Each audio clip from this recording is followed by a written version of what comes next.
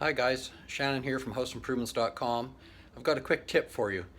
I was nailing some wall plates down to a concrete floor, and as you know, I typically use these mushroom anchors with the bent shank, and I've run out of them.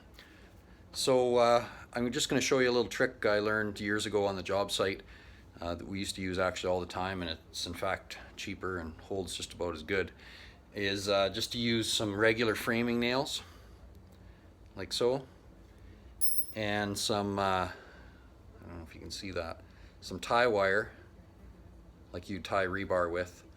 So I took a piece that's 6 inches long, bent it in half, squeezed the end there, and you fit that down in the hole.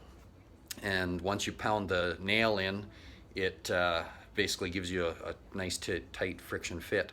So you want to just drill a hole just basically the same size as the nail or just slightly bigger, throw the wire in, and it'll tighten things up. So let's just see how that works. I've already got the hole drilled. I'll just set this down here, see if you can see what I'm doing. So my hole's right here, and I just want to stick this wire down in there first. Push it right down in the bottom of the hole as far as you can.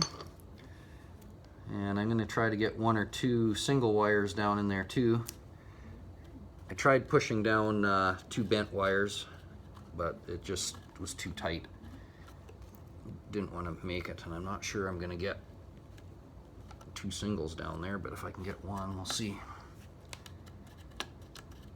Yeah, it looks like 1's going to be good enough, or yeah, a bent one and a single one. I'll just tap that down in there as far as it'll go. Then you just take your framing nail, put it in the hole. Just kind of go easy till you know that it's started itself down into the concrete, the hole in the concrete, and then drive it home. And it holds nice and good, just like other anchors would. So just a little tip that I learned years ago. I don't always use it, but I thought it'd be worth passing along. Okay, thanks a lot for watching. This was House Improvements.